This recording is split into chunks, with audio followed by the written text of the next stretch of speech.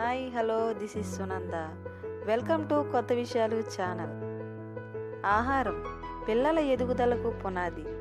అవును, శారీరక ఎదుగుదల కూడా పిల్లల్లో ప్రమాణాల మేరకు ఉంటుంది.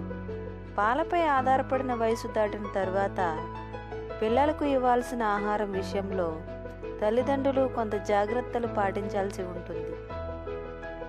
సమతుల ఆహారం ఇవ్వటం వల్ల పిల్లలు ఆరోగ్యంగా ఎదగడమే కాకుండా దేహదారుఢ్యం, రోగనిరోధక శక్తి పెరుగుతుంది.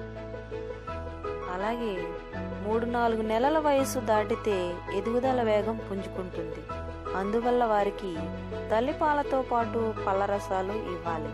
వీటి వల్ల జలుబు చేస్తుందని కొందరు అనుకుంటూ ఉంటారు, కానీ ఇది కేవలం అపోహ అని వైద్యులు పేర్కొంటున్నారు.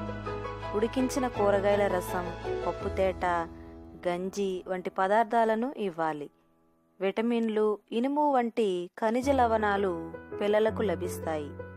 ఇక 6 నెలల నుండి పండ్ల రసాలతో పాటు మెత్తగా ఉడికించిన ధాన్యాలు, పప్పులు, చిక్కటి గంజి, ఉడికించిన కాయగూరలు, అరటి, యాపిల్, మామిడి తదితర పండ్లను గుజ్జుగా చేసి తినిపించాలి.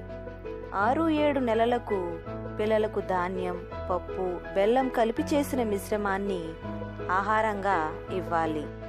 మొలకలను ఆరబెట్టి పిండి చేసి అనుబంధంగా ఆహారంగా ఇస్తే బాగుంటుంది. 9-10 నెలల నుంచి కిచిడి, అటుకులు, ఇడ్లీ, ఉడికించిన మాంసం, చేపలు తాలింపు, కారం లేకుండా తినిపించాలి. 11-12 నెలలలో పెద్దలు తీసుకునే ఆహారాన్ని కొంచెం మెత్తగా, కారం, మసాలాలు లేకుండా పెట్టాలి.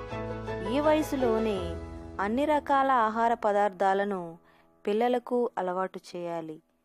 సరి అయిన ఆహారాన్ని అందించకుండా లేనిపోని అపోహలు, అర్థం లేని అనుమానాలు పెంచుకుంటూ ఉంటారని, పిల్లల ఎదుగుదలను అడ్డుకోవడం అవివేకమే అవుతుందని వైద్యులు పేర్కొంటున్నారు.